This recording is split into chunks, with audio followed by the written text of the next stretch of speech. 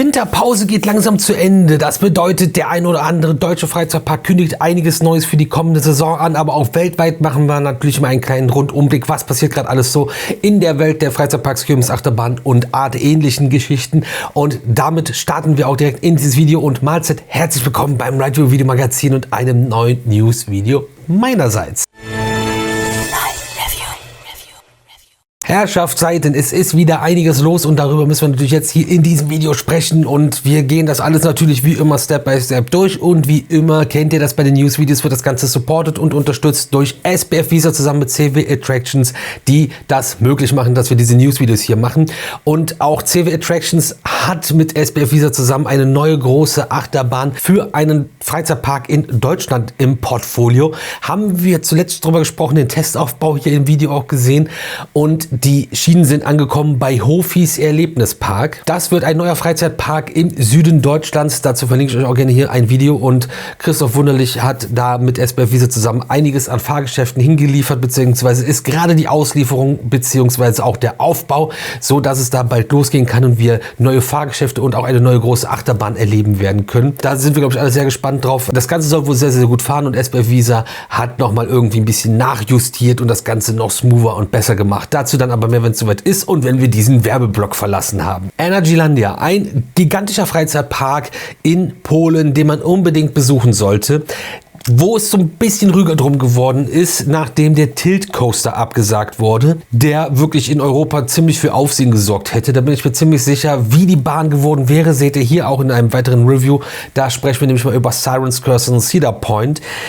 Das ist das, was wir nicht bekommen. Nun wird aber wieder gebaut und das schon etwas länger, aber inzwischen sind wir bei den Fundamentarbeiten angekommen und hinter Sadra bzw. Abyss ist eine große Baustelle und im Energylandia wird, oder neben dem Energylandia wird gerade gebaut. Was FOMO Coaster noch dazu beizutragen hat, ist, dass es wohl eine Bauhöhe von maximal 65 Metern nur an dieser Stelle gibt, weil man keine Genehmigung hat für etwas Höheres. Was genau da entsteht, ist aber noch nicht bekannt, werde ich euch auf dem Laufenden halten. Ihr als treue Abonnenten wisst das Ganze. Wenn ihr das noch nicht gemacht habt, drückt ihr auf Abonnieren. Das kostet euch nichts, hilft uns aber ungemein weiter. Und dann werden wir uns mal angucken, was da passiert. Wir werden uns in Polen dieses Jahr einige spannende Sachen angucken. Auch das ist ein Grund genug, hier beizubleiben. Adventureland ist der nächste Park, über den ich hier ganz kurz sprechen möchte. Der ist in New York, für den einen oder anderen vielleicht ein bisschen weit weg, aber es gibt dort eine neue Attraktion von Huss Park Attractions und zwar ein Pirate Ship, The Ram wird das Ganze heißen. Richtig cooler Name, passend zu der Gestaltung. Und ja, die Schiffsschaukeln von Huss sind immer noch total beliebt und es gab ja auch vor kurzem erst eine neue Auslieferung nach Neuseeland. Habt ihr ja vielleicht auch auf den Socials von Huss Park Attractions gesehen, auf Instagram und Facebook. Und ja, neue Auslieferung ins Adventureland. Super spannend, dass da auch wieder ein bisschen mehr passiert. Ich habe es jetzt nicht an, ich habe ein Cira Rides T-Shirt an. Im letzten Newsvideo hatte ich aber auch ein Huss Park Attractions T-Shirt an und die könnt ihr bestellen bei uns im Shop. Das sind Lizenz-Shirts mit Ride Review zusammen und unter ridereview-shop.de könnt ihr ein bisschen stöbern und da könnt ihr die Logos und die Farben der Shirts miteinander wild kombinieren und dann geht das Ganze zu euch raus. Da haben wir auch ein Video jetzt diese Woche gemacht, was wir da machen, wie wir das Ganze machen und es gab auch 2 Livestreams zu dem Ganzen und wir haben jetzt echt diese Kooperation mit Huss Park Attractions, Cira Rides und auch Topbox und das ist, glaube ich, auch nur der Anfang von einer wilden Reise und checkt das Ganze mal aus. Es gibt auch noch Beanies, Brettchen und unseren ersten eigenen Schlüsselanhänger. Also ich glaube, das ist ja auch Grund genug, da mal zuzuschlagen. Und es gibt noch eine Frühlingsaktion, die läuft jetzt auch noch ein paar Tage. Wenn ihr mindestens 2 Shirts bestellt, ist der Schlüsselanhänger direkt for free. Einfach so mit dabei. Mehr dazu auch in dem anderen Video, was ich gerade erwähnt habe. Rastiland, ein Park, über den wir auch in den letzten Newsvideos schon immer wieder gesprochen haben. Und es gibt noch eine weitere Neuheit für die kommende Saison. Und zwar Verrücktwärts 2.0. Und zwar jetzt noch rasanter. Das ist ein cooles Wortspiel, aber leider auch eine traurige Wahrheit. Und man hat ein komplettes Retracking bei der neuen Achterbahn Verrücktwärts durchgeführt. Der Family Boomerang von SBF Visa, der dort in dem Park installiert wurde und jetzt am Anfang wirklich nicht die besten Fahreigenschaften hatte. Man hat das Ganze jetzt nochmal überarbeitet.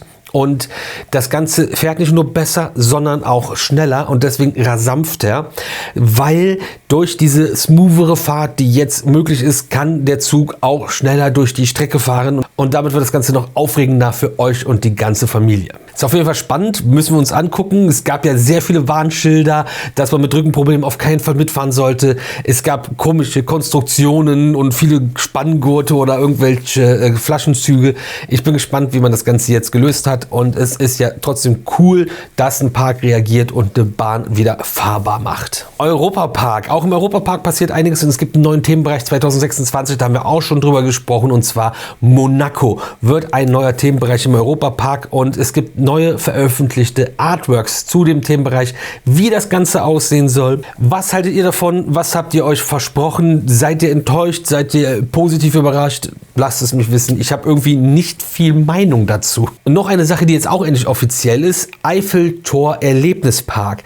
Gibt es quasi mehr oder weniger schon, aber wird jetzt irgendwie ein größerer, neuerer Park. Also nicht gigantisch, alles Step by Step und klein. Aber die Sommerrodelbahn in Märchenich hat eine neue Zukunft. Denn der Schausteller Roland Barth hat einen Pachtvertrag über, ich glaube 29 Jahre war es, unterschrieben für den Eiffeltor Erlebnispark und übernimmt den Park dann jetzt. Kurze Orientierung: Roland Barth war bis jetzt mit Dr. Archibald Master of Time unterwegs. Das Geschäft bleibt auch weiter auf der Reise und bleibt weiter im Familienbesitz. Und der Plan von Roland ist, den Park Stück für Stück aufzubauen, auszubauen und zu verbessern. Aber es soll jetzt nicht so ein Ding werden, ich stecke einfach alle meine alten Reisegeschäfte dahin und mache das dann einfach da, sondern das soll schon mit Sinn und Verstand passieren.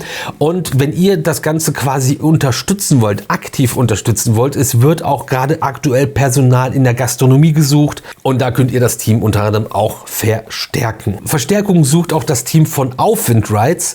Die kommen aus Süddeutschland und suchen einen Elektroingenieur MWD, das in Vollzeit für die Entwicklung von neuen Fahrgeschäften für Freizeitparks. Oder auch seid ihr, glaube ich, ziemlich hilfreich, wenn ihr Automatisierungstechniker, Elektrotechniker oder Mechatroniker seid. Checkt das Ganze mal aus. Da habt ihr jetzt die Chance, in die Branche einzusteigen und bei einem Unternehmen, was richtig Gas gibt und gerade Aufwind hat, mit durchzustarten und coole, spannende neue Projekte mitzuentwickeln. Wie zum Beispiel Freizeit an Geiselwind bekommt ja Ravenmore dieses Jahr neu, und da gibt es ja auch schon wieder so kleine Einblicke, die Aufwind Rides immer wieder posten auf ihren Socials, wie man sehen kann, was da so entsteht, und das wird auf jeden Fall spannend und super viele spannende Neuheiten in Geiselwind dieses Jahr. Über die 6 Neuheiten haben wir ja auch bereits in Videos gesprochen. Wo wir auch super oft drüber gesprochen haben, ist der Serengeti Park und Go Simba von RAS Rides, der neue Coaster, der Katastrophencoaster, der seit Jahren nicht eröffnet,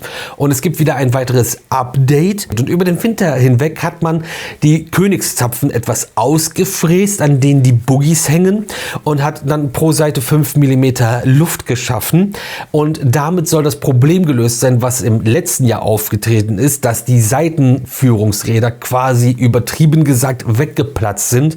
Durch zu viel Druck haben die sich zu sehr erhitzt und die Bandagen sind ja einfach weggeflogen, geschmolzen, waren dahin nach wenigen Runden. Dieses Problem ist jetzt wohl gelöst und man ist auch schon mehrere 1000 Testrunden gefahren. Das wohl bemerkt, glaube ich, ja dann im Winter. Man darf gespannt sein, wie das dann wieder ist, wenn es wieder warm ist. Aber nur weil das jetzt funktioniert, geht es nicht unbedingt weiter, denn es gibt jetzt die nächste Hürde, nenne ich es mal. Und zwar sind das ja Gondeln an der Achterbahn, die sich überschlagen können. Und da hat der TÜV jetzt gesagt, für eine Abnahme müssen diese im Falle eines Notstopps schneller arretieren. Das ist auch eine Sache, die zu lösen ist. Da muss man aber noch mal elektrotechnisch und programmiertechnisch ran, und das muss man auch noch fixen. Das wird wohl auch noch eine Zeit dauern. Es bleibt spannend auf jeden Fall. Dino Fun Park.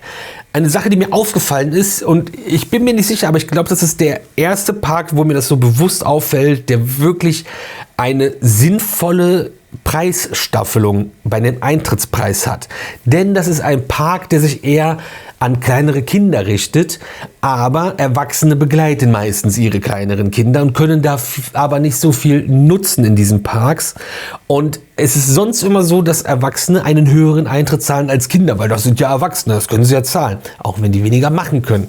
Und im Dino Fun Park ist das anders. Denn hier bezahlen Kinder 15 € Eintritt und Erwachsene nur 7 €. Und so rum ist das in so einer Art Park für mein Verständnis sinnvoller. Was meint ihr? Fort Fun Abenteuerland. Der Saisonstart 2026 bringt auch vieles Neues ins Sauerland.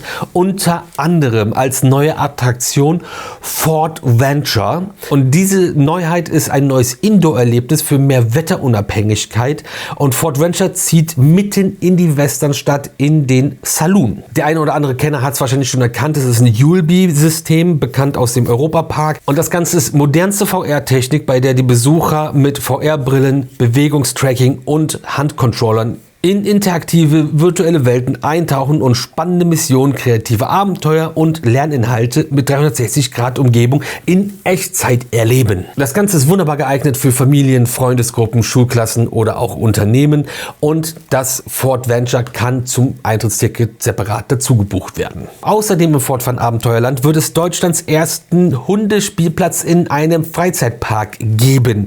Für mehr Aufenthaltsqualität, nicht nur für die Herrchen und Frauchen der Hunde, sondern für die vierbeinigen Begleiter selbst auch. Es wird ein Premium-Hundespielplatz innerhalb des Freizeitparks geschaffen, und der soll speziell angepasst sein auf die Bedürfnisse der Hunde sowie natürlich auch deren Besitzer und Besitzerinnen. Mehr dazu bald in Kürze.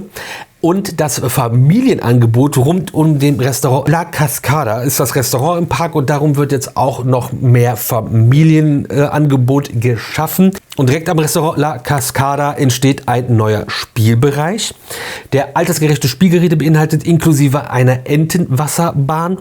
Und es wird dann auch noch eine Erweiterung der Außenterrasse mit einer Überdachung geben und auch neue Separés für Kindergeburtstage. Aber damit nicht genug Upgrades zu bestehenden, sondern es bekommt auch die Speed Snake Free ein Upgrade, und zwar eine Überarbeitung im Bereich der Station und des Wartebereiches. Die Station bekommt ein neues Dach, neue Beschilderung, neue Gestaltung, mehr Deko-Elemente und neue Soundeffekte wird es auch für die Station geben.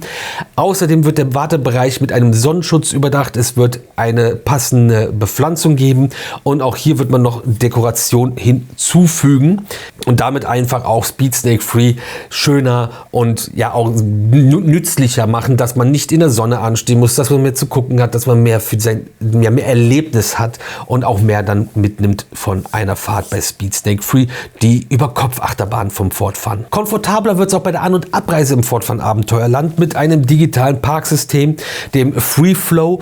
Bedeutet, es gibt keine Schranken mehr, keine Parktickets mehr, kein Rückstau bei der Anreise, kein Rückstau bei der Abreise, und das Ganze fließt schneller ab oder kommt schneller drauf, und im Gesamten ist das Ganze auch sogar noch besser für den CO2-Wert, wenn die Leute da nicht einfach doof rumstehen, sondern direkt fahren und so weiter und so fort. Ihr kennt das Spiel ja. Also eine Sache, die auch, also schrankenloses Parken, auch eine Sache, die total praktisch und sinnvoll ist, mit Kameras an Ein- und Ausfahrten, die dann die Kennzeichen erfassen.